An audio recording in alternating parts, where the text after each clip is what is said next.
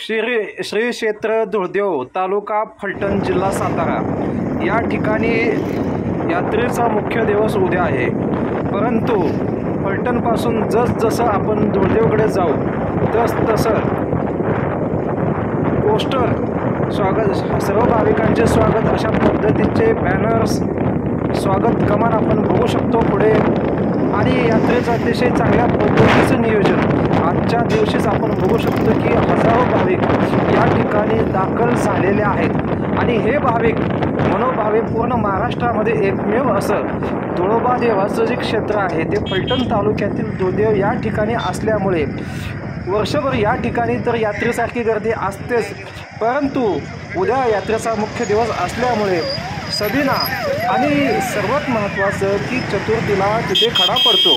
यापूर्वीच या ठिकाणी महाराष्ट्रातूनच नव्हे तर पूर्ण देशभरातून धनगर समाजाचं जे आराध्य दैवत आहे तुळोबा म्हणजे धुळदेव आणि भिवाई या दोन्ही यात्रा सोबतच आहेत। लाखो भाविक या ठिकाणी पालख्या मानाच्या काठ्या आणि आपापले नवस फेडण्यासाठी वर्षभर तर येतच असतात, पण उद्या यात्रेचा मुख्य दिवस असल्यामुळे या ठिकाणी यात्रेच्या अगोदरच 2 दिवस हजारो भाविक तळ ठोकून या ठिकाणी आपल्याला आलेले दिसतात। आणि या भाविकांची जी श्रद्धा आहे मुळात या धनगर समाजाचं जे आराध्य दैवत धुळोबा आहे, वर्षभरामध्ये हा धनगर समाज मेंढरांच्या मागे आपल्या उत्पन्नाचं साधन उत्पन्न कमावण्याकरता उदरनिर्वाह करता आपापल्या गावाकडे वर्षभर कष्ट करत असतो।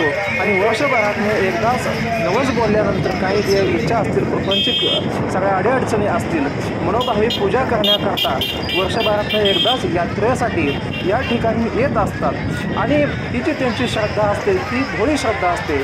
त्या भोळे श्रद्धेपोटी नारळ फोड निवद कर किंवा एखादं बकरं व्हा किंवा एखादं बोकड अशा पद्धतीचा जो आहार म्हणजे एक प्रकारची जी भावना असते व्यक्त करण्यासाठी उद्याचा यात्रेचा जो मुख्य दिवस आहे आपण बघू शकतो। खूप चांगल्या पद्धतीचे जे दुकाने आहेत रस्त्याच्या दुतर्फा यात्रा काळामध्ये वाहतुकीची समस्या निश्चित या ठिकाणी असतेच। फलटण आसूवर पूर्णतः बंद असतो।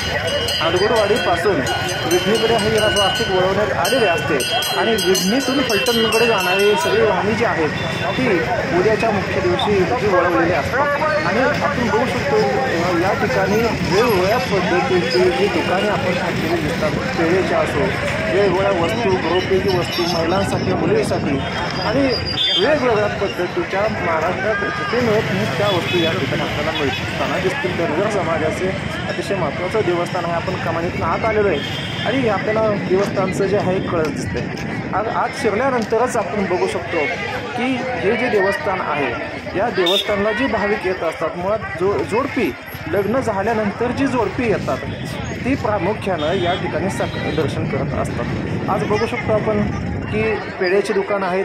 स्वागत कमानीतून आत आल्यानंतर मुख्य दरवाजा आहे आणि हा दरवाजाच्या पुढे गेल्यानंतर आज जे भाविक इथं आलेले आहेत ते विश्रांती करता या ठिकाणी राहुट्या बांधून आपापली जागा पकडून वेगवेगळ्या पद्धतीचं जे आहे तिथे म्हणजे बोकड जर कापणार असतील तर ते स्वयंपाक करण्यासाठी महिलांनी चुली मांडलेल्या आहेत। आणि बघू म्हणजे अतिशय भोळं बाबडं धनगर समाजाचं जे दैवत आहे किंवा भोळा बाबडा आपण धनगर समाज म्हणतो या ठिकाणी आपल्या श्रद्धेपोटी आपल्या वर्षभराच्या प्रपंचिक इच्छा आकांक्षा पूर्ण करण्यासाठी देवाला साकडं घालत असतो। आणि त्या पूर्ण परिसरात हजारो भाविक आपण बघताय की यात्रेच्या आदल्या दिवशीच कशा पद्धतीने या ठिकाणी आपले स्थान मानून आलेले आहेत, निवास केलेला आहे यांनी।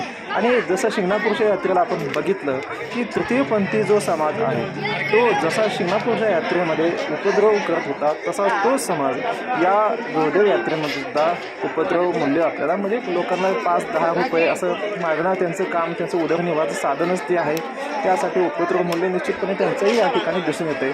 आणि आता जे आपण बघतोय ते आहे दैत्य म्हणजे धुळोबा देवाने जो दैत्य मारलेला आहे बरोबर त्या दैत्याची सुद्धा या ठिकाणी वर दिल्यामुळे पूजा करण्यात येते। त्याची प्रतिकृती आपण या ठिकाणी बघतो आहे। तो दैत्य जो आहे तो दैत्य मूर्तीच्या स्वरूपात आणि त्याला सुद्धा इथे निवद नारळ केला जातो। म्हणजे एक देवामुळं त्या दैत्याला सुद्धा देवपण लाभलेलं आहे। हे इतकं चांगलं थोरपण जे आहे देवाचं आहे ते पूर्ण महाराष्ट्रामध्ये धनगर समाजाचं जे आराध्य दैवत आहे ते आपण या फलटण तालुक्याचं अतिशय चांगल्या पद्धतीचं भाग्य आपण समजू शकतो की एकमेव देवस्थान फलटण तालुक्यामध्ये हे आता हे बघा तृतीयपंथी पैसे मागताना आपण डोळ्यासमोर दिसते पोलीस आहेत पण ते फोनवरती त्यांच्या कामात व्यस्त आहेत. आपण मंदिरात आत प्रवेश केलेला आहे आणि आत प्रवेश केल्यानंतरच सुरुवातीला आपण नंदी आहे म्हणजे महादेवाच धोदेव हा महादेवाचा आहे. इकडे ह्या साईडला बघितलं आपण खूप जुना शिलालेख आहे. जुन्या पद्धतीचं ह्या मंदिराचं बांधकाम म्हणजे आपण चालुक्य काळापासून बघू शकतो की सबिना हजारो किलोमीटरनं लोक आलेले आहेत. तो सबिना जो आहे तो मंदिराच्या भोवतीने फिरवलेला आहे. तो गुलाल या ठिकाणी आपल्याला बघू शकतो. आपण खूप जुनी शिल्प म्हणजे हजारो वर्षापूर्वीचं मंदिर असल्यामुळे जुनी शिल्प या मंदिरात आहेत. श्री गणेश आपल्याला स्वागताला सुरुवातीलाच पाहायला मिळत आहेत. आपल्या मंदिराचं जे स्वागत आहे ते हे श्री गणेशाच्या आगमनानं आपल्याला श्री गणेशाच्या आगमनाशिवाय कुठलंही कार्य संपन्न होत नाही. या मंदिराच्या म्हणजे अगदी प्रवेशद्वारावरतीच आपण गणेशाचं दर्शन घेतलेलं आहे. त्या मुख्य गाभाऱ्यात आपण प्रवेश करतो आहे. हा जो गाभारा आहे तो चालुक्य काळातला आहे. तिकडे आपण बघू शकतो की मूर्तीच्या गर्भगृहामध्ये दोन्ही साईडला घोड्यावरती विराजमान असं देवस्थान देव आणि देवी हे घोड्यावरती बसलेले दिसतात. म्हणजे हे दैवत जे आहे ते घोड्यावरचं दैवत आहे. चालुक्य काळातलं बांधकाम असल्यामुळं झुंबर आणि खूप चांगली कलाकृती असल्यामुळं त्याच्यामध्ये झुंबर हे अतिशय चांगल्या पद्धतीनं बसलं आहे. डोळ्याचं जे चित्र आहे म्हणजे घोड्याचं जी प्रतिकृती आहे ती अतिशय योग्य पद्धतीने दोन्ही बाजूला आहे. आतमध्ये मोबाईल शूटिंग करण्यास परवानगी नसते परंतु आपण ती परवानगी घेतली. देवस्थानचे जे लोक आहेत त्यांच्याकडनं घेतली आणि आपण बघू शकतो की मी डायरेक्ट गर्भगृहात आलेलो आहे. आपल्यासमोर धोदेव देवस्थान आणि भिव आहे. त्याच्या 2 पत्नी आहेत. त्या दोन्ही पत्नी या डोळ्यासमोर आपल्याला बघायला मिळतात. देवस्थानचं दर्शन जे आहे पूर्ण महाराष्ट्रातील दर्शकांना या आपल्या यूट्यूब चॅनलवर आपण दाखवतो आहे. आज जास्त वेळ इकडे थांबायला परवानगी नसते. लगेच दर्शन घेऊन पुढे जायचं असतं आणि निश्चितपणे हजारो यात्रेकरूंना दर्शन घ्यायचं असतं. हजारो भाविकांना दर्शन घ्यायचं असतं. त्याच्यामुळं इकडे आपल्याला त्वरित इकडे बाहेर गर्भगृहातून यावं लागलेलं आहे. इकडे बाहेर आल्यानंतर आपण बघू शकतो की वर्गणी घेण्याकरता इथे समिती जी आहे त्याचे सदस्य बसलेले आहेत. आपण कळसाचं दर्शन घेऊया. खूप चांगली कलाकृती मंदिराची आहे आणि आजूबाजूचा मंदिर परिसर इथं येणाऱ्या भाविकांसाठी राहण्याची सोय किंवा मंदिराच्या आजूबाजूला जे वेगवेगळे देवी दैवत आहेत त्यांच्यासाठी सेपरेट मंदिरं प्रत्येक देवस्थानासाठी सेपरेट मंदिर आहे. आता ही जी समोरची पालखी आहे ही हजारो किलोमीटरवरनं घेऊन आलेले कवटे महाकाळ म्हणजे शेकडो किलोमीटरवरनं जी आलेली पालखी कधी निघली होती ते या मंदिर परिसरामध्ये देवाची पालखी करताना दिसत आहे. म्हणजे एवढी मोठी श्रद्धा हजारो किलोमीटरवरून येणाऱ्या भाविकांची आपण बघू शकतो. अतिशय सुंदर अशा पद्धतीची ही पालखी आणि तो पालखी पूर्ण मंदिर परिसरामध्ये फिरवलेली आहे आणि विश्रांती या ठिकाणी युट्यूब चॅनल ही परिस्थिती काय सांगाल एवढ्या लांबून यात्रा आदल्या दिवशी आपण हे बघतोय तर यात्रेच्या मुख्य दिवशी नेमकी काय देवस्थान या ठिकाणी आतमध्ये दर्शन तुमच्या भावना काय असतात प्रवेश मिळतोय की नाही ही मला शंका उपस्थित होते. हजारो धनगर बांधवांचं हे जे कुलदैवत आहे आणि ते फलटण तालुक्यातील धोदेव या ठिकाणी असल्यामुळे वर्षभर तर म्हणजे हजारो भाविक त्या ठिकाणी रोज असतातच.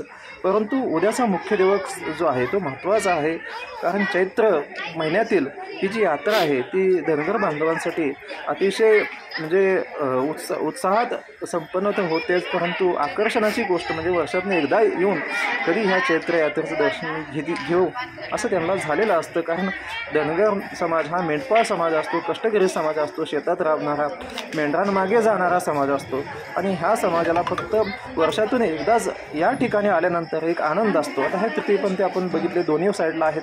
त्यांनी का माझा चित्रीकरण करताय असाही प्रश्न मला केला. पोलीस अगदी शेजारीच आहेत. निश्चितपणे तृतीयपंथीला कुणी अडवू शकत नाही ही वस्तुस्थिती आहे. आता आपण मंदिरातून बाहेर आलेलो आहे आणि मंदिराच्या बाहेर आल्यानंतर डाव्या साईडला भिवाई देवी म्हणजे भिवाई म्हणजे कांबळेश्वर या ठिकाणी भिवाई देवीचं मंदिर आहे परंतु ती देवी या ठिकाणी आपल्याला एक छोटंसं मंदिर ग्रामस्थांनी बांधलेलं आहे. हे आपण बघू शकतो. भिवाई देवीच्या मंदिर हे जे आहे ते अगदी मुख्य मंदिराच्या शेजारीच ह्याची स्थापना केलेली आहे. हजारो भाविक जे लांबून येतात त्यांना दर्शनाचा लाभ व्हावा ह्या हेतूने मंदिराच्या शेजारीच ही भिवाई देवी आलेली आहे.